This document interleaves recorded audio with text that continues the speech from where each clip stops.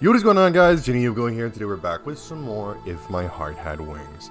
So, it's been a while since we played this, but last time we left off, I do believe that we had some stuff going on with Kotori. We were kind of... Well, actually, I think Ageha was kind of wingmanning it for both of us, because there was some scenes where she was with Kotori, and she was like, oh, well, you like him, don't you? And she's like, yeah, but I don't want to confess, because then what if he says no? And then she was talking to Aoi, and he's like, oh yeah, well, I don't want to confess, because what if he says no? So it's one of those situations.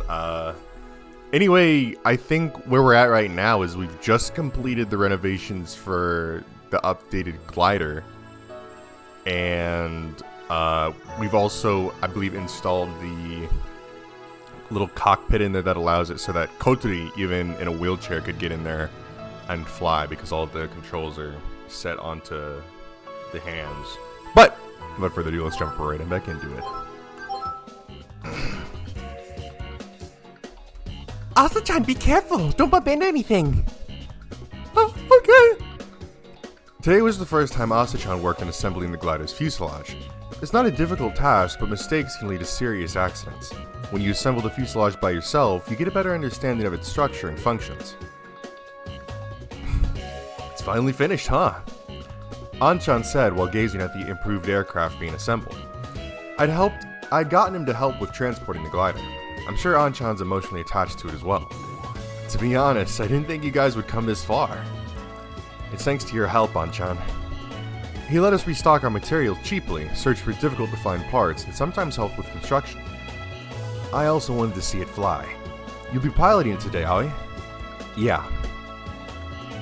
It's been a while since I'd flown here. Until today, I'd been using my weekends for commuting to the distant glider grounds and practicing. My skills have improved so much since last year. Oh, what did I say? Amanda didn't come here, huh? She said she's busy because she's an adult. Even if she isn't here today, she'll have plenty of chances to see his test flight. Aoi, man the cockpit! We'll do a positive control check. Alright. I got into the cockpit and checked the controls.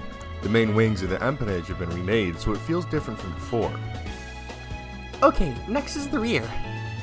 We carefully proceed with all sorts of checks before we take off. It's only natural that Asa-chan and Yori-chan were nervous, but Ageha, Kotori, and I were too. It's the first test flight we've done in a long time. Alright, let's confirm the division of roles. First, Aoi is the pilot. Next, I'll control the winch. Huh? Not me? No, I'll do it. Next, Asa-chan will hold the tip of the wing and run. That's kind of a big task to give to little Asa-chan. But okay. Okay, I'll do my best. Yuri-chan, please check the safety of the surrounding area. Understood. And me? Kotori asked uneasily, without a word. Ageha winked at me. Your seat's over there, isn't it? I pointed the rear seat with my thumb. Huh? Kotori looked at everyone's faces. Until coming here, Kotori was assigned to operate the winch. However, no one is surprised by the sudden change. That's because it was arranged beforehand by all of us except Kotori. Kotori also realized that when she saw everyone's unnatural expressions. I promised you, right? That I'll give you a ride first. I made you wait quite a while, but I said slightly bashfully. However, Kotori had been looking at me blankly and instantly blushed even more than I did. That's not right. I mean, Ageha works harder than anyone to build it. But me, I wasn't very helpful. That's not true. It's what you wanted to hear, right? Don't act like a spoiled kid. Asa, but you want to write too, right? I do want to try writing it, but it's normal for senpai to have priority, right? Yoru?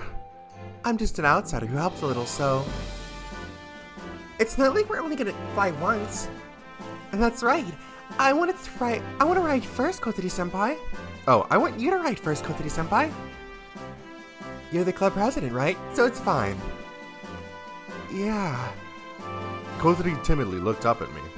It seems she had some trouble expressing her happiness, probably due to that awkward atmosphere between us these last few days. Alright. Alright. Asa-chan, Yoda-chan, help me get Kotori into the rear seat.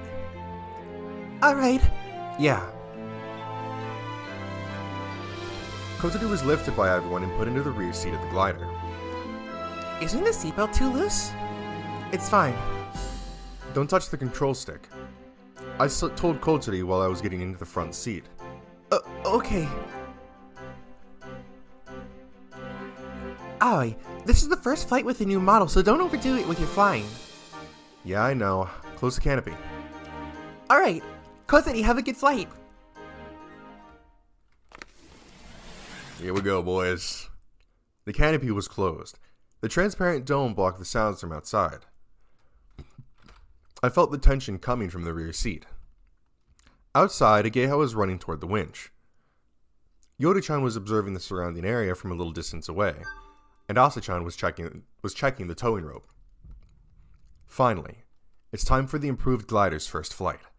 The wings we all made together will fly through the air, and the promise I made with Kotori a year ago will be fulfilled. The air current is calm today. We won't be able to fly very high, but this is perfect for our first test flight. But if you get scared, tell me. I'll descend right away. Okay. Aoi, are you ready? I heard Ageha's voice through the radio. Are you ready, Kotori? Yeah, I'm ready. We're ready. I answered Ageha and gave the signal to Asa-chan. Asa-chan walked around to the side of the fuselage and lifted the wing which was leaning on the ground. Runway clear. The runway had been checked.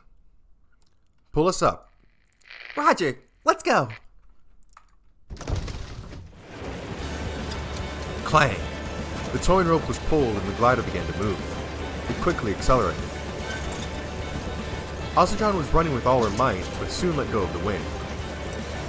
I pulled the control stick. The glider, which had been running on its wheels over the weed-covered bumpy ground, gently lifted up. We're floating. While the glider was floating near the ground, it was being pulled by the winch and started accelerating. We're climbing. Okay. I pulled the control stick back and pointed the nose upwards. The airframe started descending rapidly. Feeling the G's with my whole body, I gripped the control stick so tightly that gripped the control stick tightly so the glider wouldn't go out of control. The ground became distant and the sky spread out everywhere outside the canopy. I'm disconnecting. Right before we got above the winch, I pulled the release lever. The hook was disconnected and the towing rope was released from the underside of the airframe. We were released from the force that had been pulling us, and the glider was thrown into the sky. I quickly turned and checked the disconnection of the towing rope. Release confirmed. Roger. The parachute's coming down, so that's how it looks from above. Kotori, who'd always been in charge of the winch, used to see that small parachute from below. Takeoff successful. As I announced this, Kotori looked at the outside view from the rear seat. Amazing. We're really flying. Aren't you scared? No, not at all. I'm facing forward, so I can't see, but I'm sure that Kotori's round eyes are sparkling. That's what her voice suggested. To get a feel of the new wings, I first flew slowly over the runway. They responded to rudder faster than the old wings, but the feeling of gliding is smooth. As this is a test flight, I have to remember how it feels and report it to Ageha later. Awesome, the others look so small. They wouldn't even know if I waved at them. Aoi, how did they feel? Up until now, it's been responding well. It's more sensitive than the old glider, but the gliding itself feels smooth. How are you, Kotori? I feel great. Good. Well then, do your best. Okay. What does she have to do her best at? I got the feel of it, so I'll try flying around for a bit. Roger, just don't overdo it. Shall we try going to that place? That place? The Windmill Hill. Yeah. Hold up. I think Ageha's wingmaning again. Try your best. She's probably encouraging her to confess her feelings, that's my guess. Kotori seemed to think it was a good idea. I leaned the control stick to the side, stepped on the rudder pedal, and turned the glider towards the lake.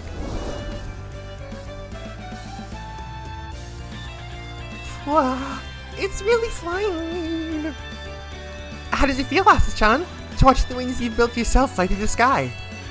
It feels kind of mysterious. How can it fly like that? It is mysterious, alright. How it maintains balance while gliding through the air? Looks like they're going somewhere. Towards the lake? Fly there is our standard course.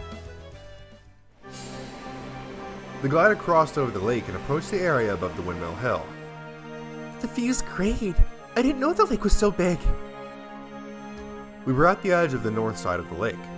The whole lake is long and narrow, but this part is especially thin, almost like a river. Thanks to that, we can easily cross over it in the glider. I slowly turned the glider around the peak of the windmill hill. There was a weak thermal here. The view from here is my favorite. Yeah, it's nice. Lined up with windmills are so pretty. You can see the town too. Ah, there! Is that our secret base? I saw the dock's round roof in the area while Kotori was looking. It's a rather large building, but looks small from here. Do you remember? The day when we first met. Yes, of course I do. Right around there. Your wheelchair had gotten a flat tire. You came and fixed it for me. And then the glider that Amane-senpai was piloting flew by. Yeah. If even one of these coincidences hadn't happened, we wouldn't be enjoying a flight through the air together like this. So this is how it looks from above. Kotori murmured with emotion as she looked down through the canopy. I flew around the area slowly, just as Amane-senpai had done at that time. Icon? Kotori timidly called out to me from the back seat. Thank you. For the cockpit. Ah. She was talking about the blueprints that Amane-senpai had drawn for us. But I didn't do anything. I just learned that there were cockpits for people with a handicap and collected information. Amane-senpai had found it by chance and drawn a blueprint for us. It's not like I asked her for it. If you want to thank anyone, just tell Senpai. Even though it was for me, you were so delighted. Like the blueprint was for you. That made me really happy. Yeah. I felt a little embarrassed to be told that. At the time, I hadn't dreamed that Senpai would prepare something like that for us. I got too excited out of surprise. I'd gotten so happy that Kotori, who should have been delighted, ended up staring at me blankly. You also searched for it, right? For such a cockpit? I just found it on the net by chance and thought that if we had this, you could fly by yourself. Thank you. I didn't do anything worth being thanked for. Her gratitude, even though I didn't do anything special, actually made me feel embarrassed. But I'm certainly glad that Amane-senpai drew that blueprint. When we finish building the cockpit, you can pilot too. Yeah. Then you'll have to train extra hard. I jokingly spoke in a threatening manner, but Kotori nodded seriously from the rear seat. That aside... Kotori hesitated like she had something difficult to say. About what happened the other day. Then I heard a faint sound of her taking a deep breath. I'm sorry for saying that terrible thing. Ah, it's fine. I don't want to hear that from you, Aoi-kun. It was wrong. I know you're always supporting me. Even so, I ended up saying something I don't really think, and... Her voice sounded like she was about to cry.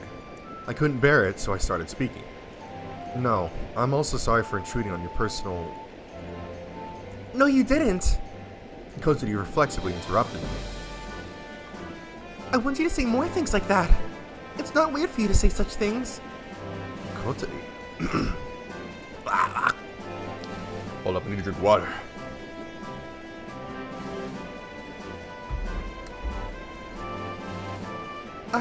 I'm stubborn and stupid and not honest, so sometimes I take on that kind of attitude, but that's not how I really feel. I want you to know that. Okay, I'll remember that. When I answered, I sensed Kotori's relief. It felt like the tension had continued since the canopy had closed finally dissipated.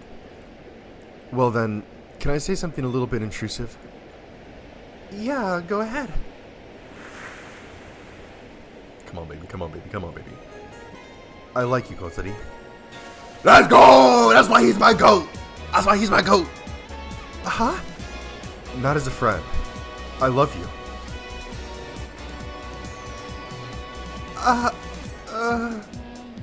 It might be a bother, but I want you to know. Squeeb! Kotsuri stopped talking. It was an awkward silence. Just as I started worrying that I surprised her. Sniff! I realized that Kotsuri was crying. Kotsuri? This isn't a dream, is it? No, I'm pretty sure we're awake. I also, Sniff, I also like you. I love you, Haikun. While crying, Kotsuri spoke off with all her might. Her voice resounded inside the canopy. Thanks to that, I felt it not just with my ears, but with my entire body. I see. I'm glad to hear that. Yeah. Oh shit, no! Whoa! What the fuck? What the fuck? Okay, hold on. What the fuck? It just completely launched me back. Okay, surely there's... Yeah. At first I felt relieved, but then I was overcome with happiness. So we both feel this way. Yeah, we do. Which means we're dating, right? Yeah, from now until forever. I see. My delayed happiness finally boiled over.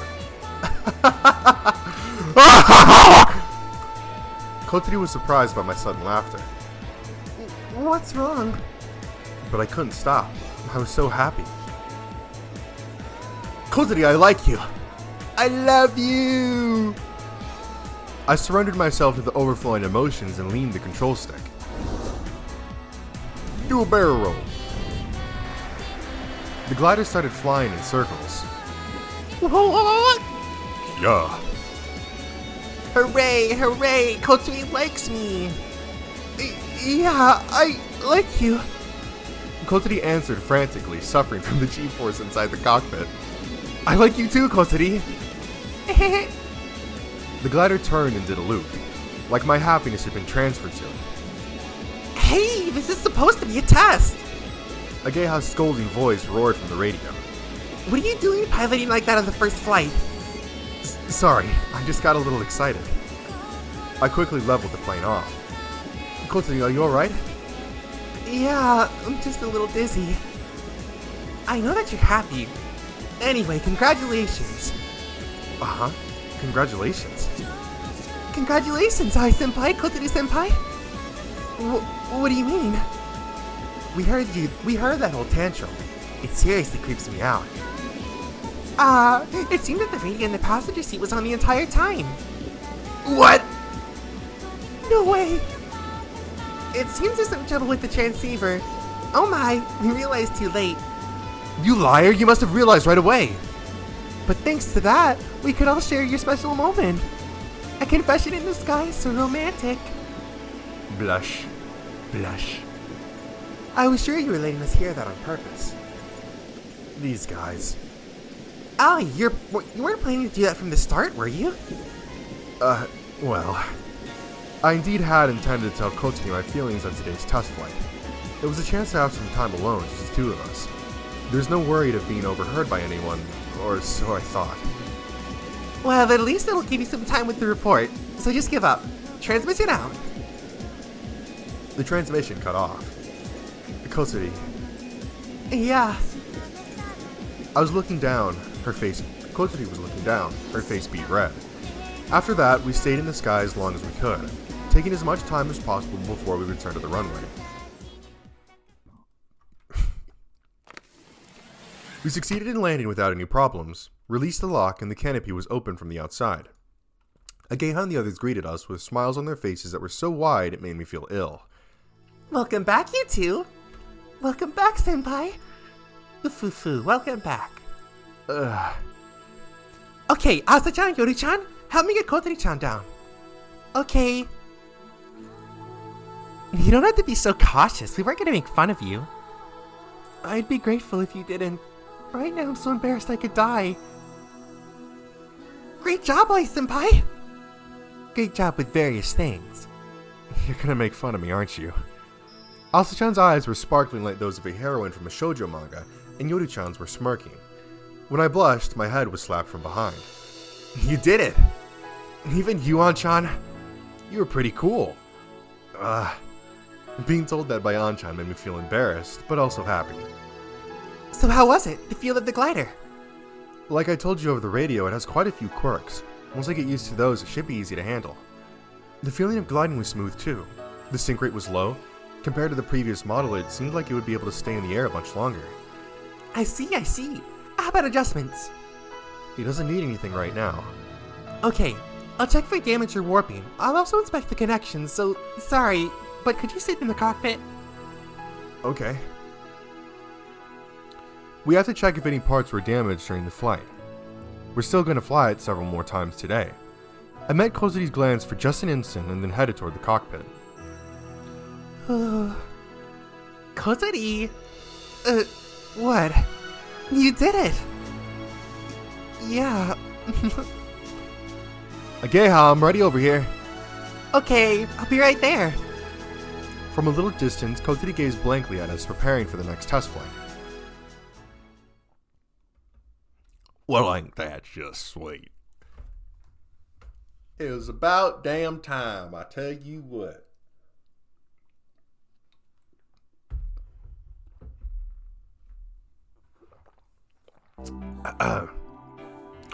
The improved glider's test flight had been a success.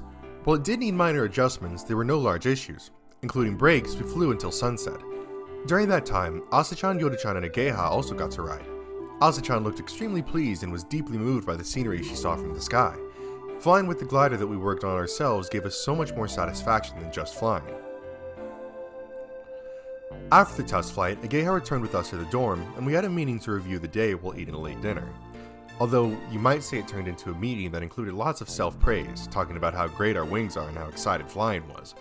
Right now, I'm cleaning the dining room. Phew, that bath felt good. Ageha came into the room while drying her hair with the bath towel. She sat in front of the fan, turned it all the way up, and put her face near it. Big baths are so nice. Has everyone already taken a bath? Kozuri hasn't yet. She hasn't? What is she doing anyway? Who knows? Sitting in a room alone and smiling. During dinner, Kozuri hadn't spoken much. It seemed like she didn't want to be made fun of for that thing with me, so she kept silent.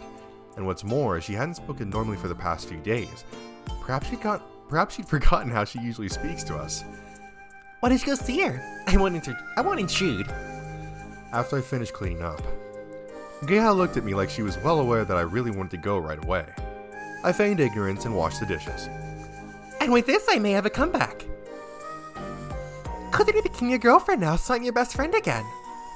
Oh yeah, I feel like we've had a similar conversation before. But to think you'd actually date her. What? There's no problem with that. No problem? More like it's about time.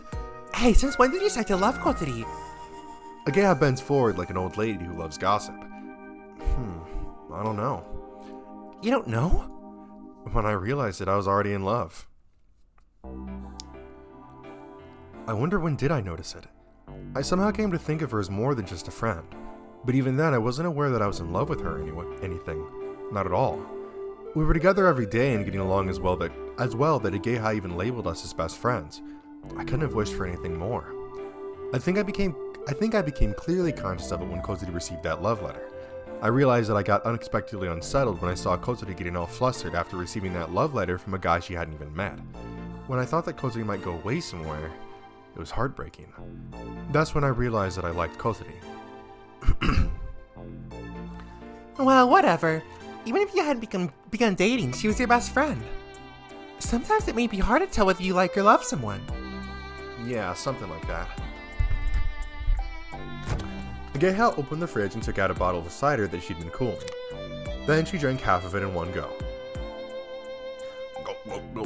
Phew, there's nothing better than this after a bath. Say, you aren't bothered by this? By what? By Kozuri and I dating. What? Are you gonna ask me if I'm jealous? No, not that. I mean, like, well, you know, things getting awkward and stuff. I won't know until that actually happens. But I'm happy that you and Kotori are dating. Are you really? You're both my close friends, and I really like both of you. I'm glad that two people I like so much have gotten together. She says this nonchalantly. Well, to be honest, I can't say that I'm not a little jealous. But, well, Kotori's rather insecure, right? Watching her kind of makes me worried. However, I think that if you're with her, you can make her happy. Ageha.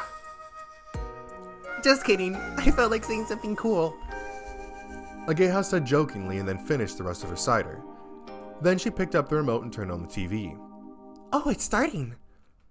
The variety show that Ageha watches every week had begun. Ageha sat in a chair facing backwards and started watching TV while holding the back of the seat. I finished washing the dishes, turned off the water, and wiped off my hands. Well then, I guess I'll take a bath too. See you later. Ageha spoke while facing the TV. I want to cheat on you for a while, so do your best. You didn't have to say that. I murmured this as I left the dining room.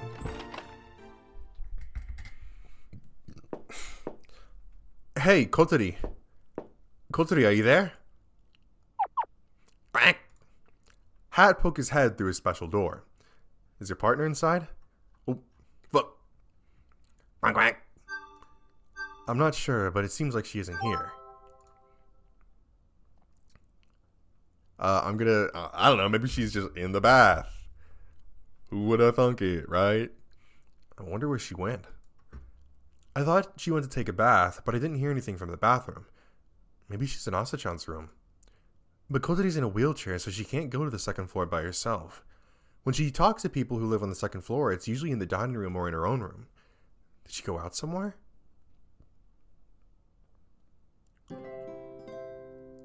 Yeah. Don't worry, I'm having fun every day. I have lots of friends, too. What's more, today... No, it's nothing. Kotori. I put my hands on Kotori's shoulders from behind and whispered right into her ear. Fuck, I keep skipping. She jumped up in her wheelchair like a cat and made a strange streak. At that moment, she almost dropped the cell phone she was holding. Cell phone? It's nothing. It's just that stupid duck playing pranks on me. He's really bothersome, that idiot. She scowled at me, so I mouthed, I'm sorry. The cell phone was hidden by her hair from behind, so I hadn't seen it. I thought she was just staring at the stars, immersed in sentimentality. Yeah, got it. Alright, I'll be waiting. Yeah, good night. Kotori said in a soft voice she doesn't usually use when talking to us, and then hung up the phone. I'm sorry. Oh, come on. When I suddenly made that weird sound, my dad was really worried. So you called your family? Yeah, it had been a while, so I wanted to hear their voices. And I decided to go home for the Oban festival. Really? Yeah, I always make them worry about me. I want to tell them how happy I am right now. I see. Was your dad happy? He seemed really happy, but But? he says he'll come to get me tomorrow morning. What? My dad's coming in his car to pick me up tomorrow morning. Your dad doesn't waste any time, does he? Coming the next morning right after a phone call must mean he really wanted to see Kotori. So we won't be seeing each other for a while.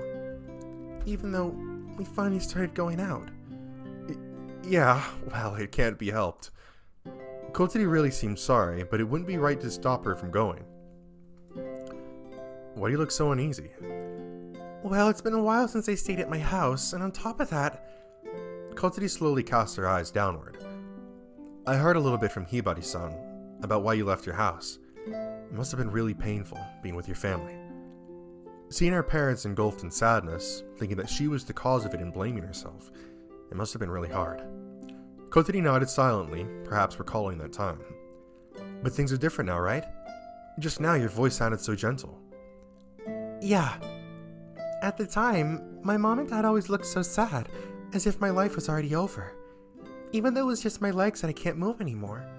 They thought it was their fault that I got into the accident, so they always apologized to me. I'm so sorry. In my heart, I was always blaming myself.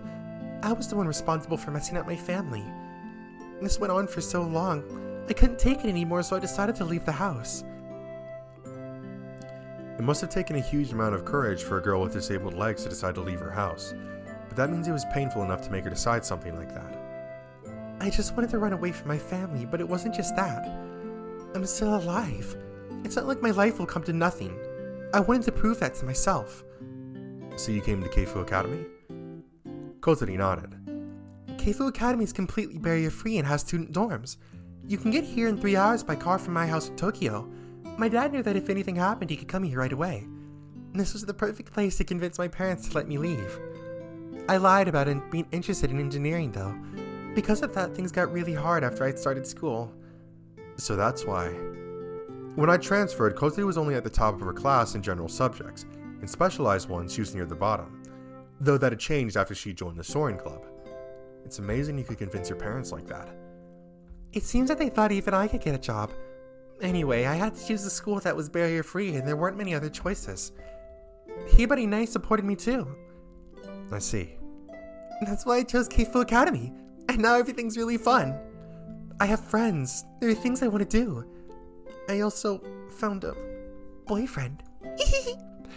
Kotori said bashfully and lightly pinched the hem of my shirt.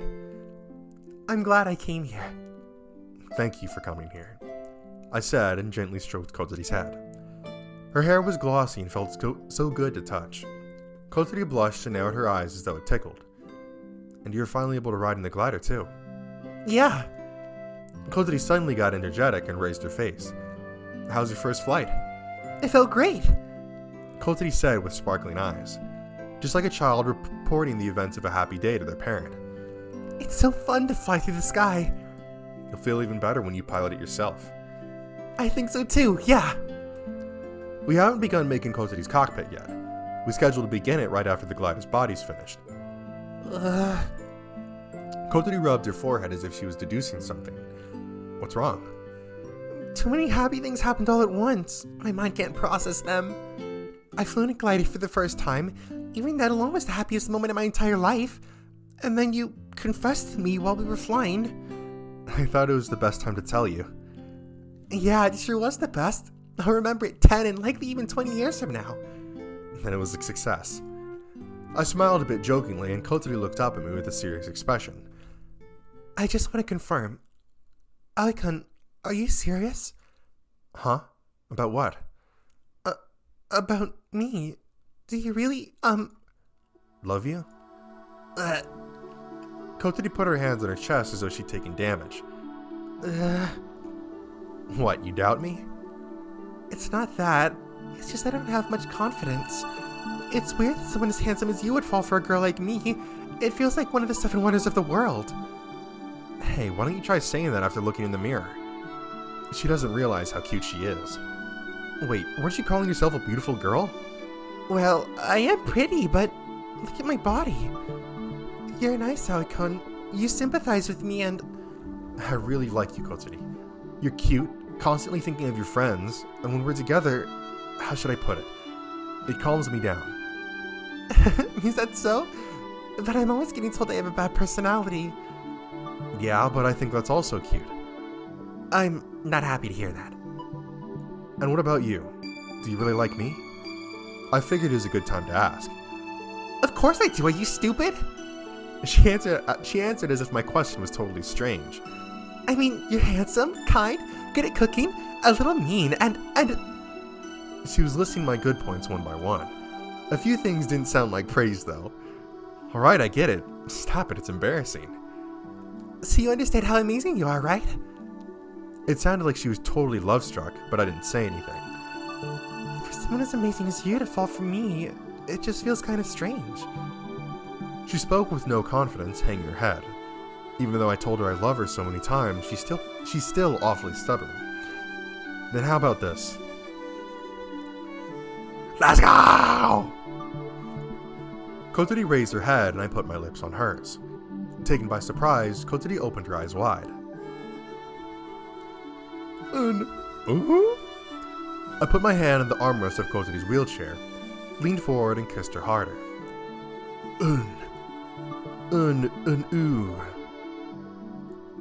Kotori jumped with a start, then put her hand on top of mine and squeezed it tightly. Her hand was trembling slightly.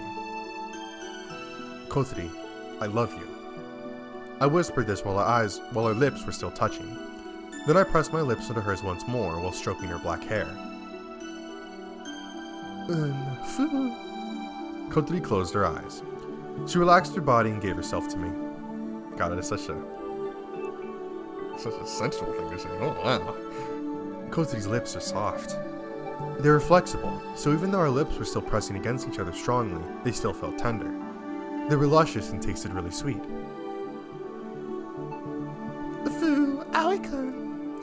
When our lips separated for a moment, she called my name. Her teary eyes and slightly opened eyelids, faintly glittering in the moonlight, gazed at me. I asked again while stroking her hair. Do you understand my feelings now? No, I don't. So let's... I guess there's no choice then. I whispered, drawing Kotori closer with one hand I was stroking her hair with, and kissed her one more time. Kotori raised her chin, closed her eyes, and abandoned herself to the kiss. Oh, I switched those around, my bad. I wonder how long we stayed like this. The wind blew, brushing Kotori's hair against my cheeks. That tickling sensation brought me to my senses. I put my hands on Kotori's shoulders and slowly took my lips from hers.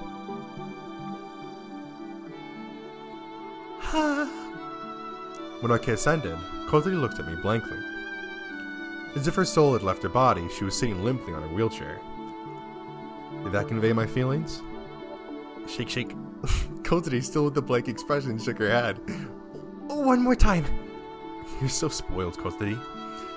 I spoke like it couldn't be helped and then lightly kissed Kotori's forehead. That's it for today. Terrible service. Alright, here's a bonus. I leaned over and hugged Kotori. Since she's sitting in a wheelchair, hugging her is very difficult. I can't. Kotori sighed into my ear contentedly. We'll continue when you come back. Nod. Why don't we just go with her? Kotori nodded, then looked away shyly. Alright, let's go back. You haven't taken your bath yet, right? Huh? Kotori suddenly got bright red and flustered. No, it's not that. I didn't mean we should take a bath together. I see. Yeah, there's no way. But, well, if you feel like it, just say the word. I said jokingly, but... Stare. She looks at me with longing eyes. Maybe next time. Nod. God damn it! Brother! Come on, man. We were so close. We were so fucking close. I pushed the awfully honest and cute Kotori, and we went back to the dorm. There fucking better be a next time, buddy. There better be a next time. You're gonna tease us like that and then not give us that. Come on. Morning. Quack quack. Shaking his bottom, Hat waddled into the dining room. Behind him. Good morning. Kotori followed behind, blinking her eyes sleepily. Good morning. You look sleepy. I was nervous, so I couldn't sleep well. It's strange to feel nervous about meeting your own parents, but when I followed my dad and lived away from my mom for a while, even I was quite hesitant to see her again. My mom didn't care about the inner workings of her son's heart, but anyway. What do you want to prefer breakfast? I can make it now. No thanks, I'll just toast some bread. Okay, then I'll brew some coffee for you. I'll make it very bitter. Put lots of milk and sugar in it, okay? Kotori said while preparing Hat's breakfast. Even though she keeps saying she's not his owner, she always takes care of him. Hat is more attached to Kotori than anyone else, too. Alright, here's your coffee. Will it go well? Kotori muttered as she accepted the coffee. Are you still worried about something? It's because my dad's always cherished me. Isn't that fine? Going home is fine. I'm just worried if he'll let me come back. She sipped her coffee while talking. No, I think it's actually possible, huh? I changed my mind when I remembered her sister. Unlike with Anisha, and I haven't actually seen him in years, and... I'm starting to worry. Is it really alright to let her go? Though if it really comes to this, Hibarini said that she'll bring me back here, even if she has to abduct me. I really wonder about that. Well, let's just relax there for a while. Yeah. Kozuri ate her morning toast with a mixed expression of worry and happiness. I prepared breakfast for myself and the remaining boarders. It's a rather simple breakfast. Kozuri was watching me from across the counter as I did so.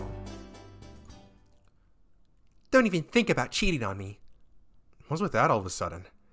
I mean, you're so nice to girls. It worries me. Ha! Ha! Quack. Watch out to make sure Aika doesn't cheat on me, okay? If he tries, you can seriously peck him, okay? Quack, quack. She doesn't trust me. I told you I won't cheat. I have such a cute girlfriend after all. While saying this, I stood behind Kozuri and put my hands on her shoulders. You're the only one I love. From behind, I turned her head and kissed her on the cheek. Blush. Kozuri blushed and squirmed. Huh? But she quickly scowled at me. Aika, you're not taking me seriously. Huh? Not taking you seriously? I mean, kissing me like that? Thinking I'll cheer up if I get some ice cream? You think I'm such a simple girl? No, I don't think that. Well, I do tend to think it's a good idea to treat her to ice cream if she's in a bad mood, but... Did you say this just because you love me? Kozuri asked and brushed up her hair.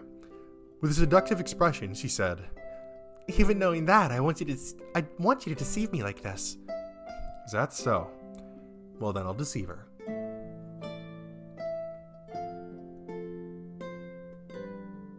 Oh. Looks around. Kozuri stretched her neck out like a meerkat and looked around. Then, after confirming that no one was approaching the dining room, she pushed her lips out. It appears that she's insisting that I kiss her. Alright, princess. I walked around to face Kozuri and then kissed her upturned lips. It was a rather short kiss. They tasted like fresh coffee, with lots of milk and sugar. Kozuri smiled happily and then finished off her toast with jam.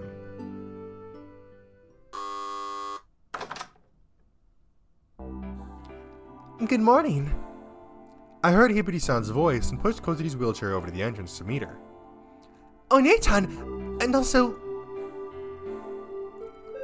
A middle-aged man was standing behind Hibari-san. He was dressed in a gray suit and seemed like a real gentleman. Dad! Kozuri! Upon seeing Kozuri, her stepfather seemed to be moved to tears. But he's a gentleman wearing a suit. His expression only showed these kinds of emotions at first, but he immediately switched to a classy smile. Have you been well? Yes, you can see. Her father looked at me. This person is, This is Minase-san. He's the doormother at Flying Fish Manor. Hello, I'm Minase. It's nice to meet you. Nice to meet you. I'm Kozuri's father, Habani Takao. You're rather young. Yes, actually I'm still a student. My mother manages his property and I'm just working part-time. But he's a wonderful doormother, right, Hibari-ne? Yes, he's great at cooking, takes his job seriously, and he's very trustworthy. Oh. Since both of his daughters said those things, Kozuri's father looked at me approvingly. Although I stood straight, I felt a bit nervous. Everyone says I'm responsible and such, but I was a little worried that in the eyes of an adult man, I might just look like a child. Thank you for taking care of my daughters. After he said this, he extended his hand for me to shake it. Please continue looking after her. Yes, I will. Thank you as well. After the greetings ended, the remaining dorm students in Ageha came to see Kozuri off. Are they all at the boarders? Yes, they're all my friends. Here, Kana, Asa and Yoru. Hello, I'm Shigiri Kanako. Nice to meet you, I'm Kazuto Asa. I'm her sister, Yoru. After being greeted, Kozuri's father bowed his head politely. Even when speaking with kids the same age as his daughter, he never forgets to act respectfully. And this is Ageha. Ah, this is your best friend that you told me about on the phone. Kozuri's father seemed deeply moved and extended his hand for Ageha to shake it. Hello, I'm Himeki Ageha. I've heard about you from my daughter. I wonder what she said about me. Kozuri's father looked at everyone and relaxed his expression, looking relieved. He must have been concerned about how his handicapped daughter was getting along in the dorms. To tell the truth, we'd gotten Ageha to come in the morning on purpose. Kozuri thought that if she introduces her best friend to her father, it'll make him feel relieved. It seems that our attempt was a success. Next, a duck came waddling in, shaking his bottom. Come here, Hat. I'll introduce you. Quack quack. Hat flapped his wings and got in Kotsudi's lap. This is Hat. He's my oldest friend here. Ah, I see. What a cute duck. Quack. Asa, Yoru, please take care of Hat when I'm gone. Leave it to us. Nod. Be nice to us, Hat. Quack quack. Fufu, he's so cute. Alright, let's get going. That's right. I don't want to intrude any longer. Hibari-san pushed Kotsudi's wheelchair. See you, everyone. See you, Aoi-kun. See you later, Kotsuri. Take it easy at home. Kotsuri got into her father's car and went home. Ah, our girlfriend's gone.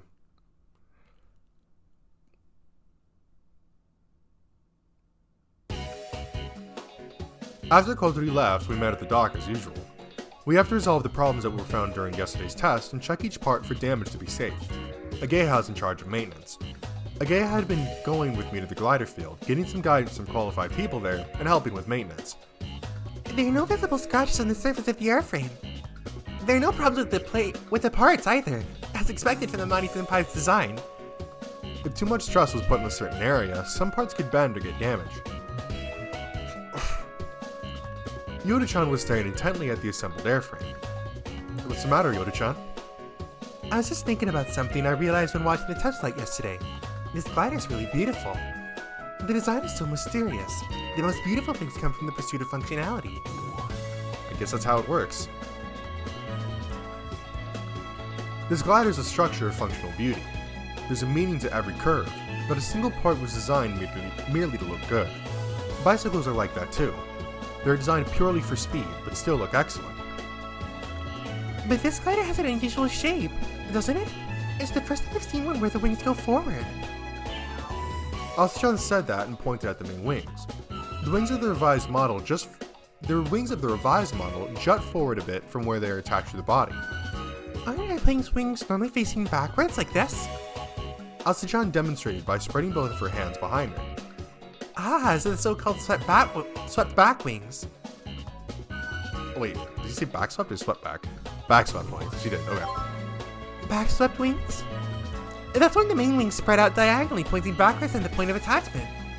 That's the design meant for flying at subsonic speeds, which is why it's normal for jets and such to have backswept wings. Whether they're passenger planes or fighter planes, the majority of airplanes that we normally see on TV are jets. Oh. Small propeller planes don't have wings like that point diagonally backwards. They're spread out horizontally, right?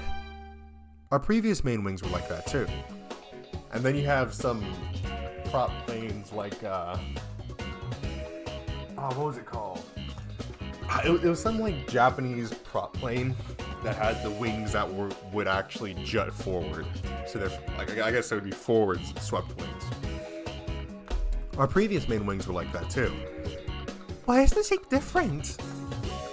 Backswept wings have an increased performance at subsonic airspeeds because they create less drag, but it's not the case for a glider.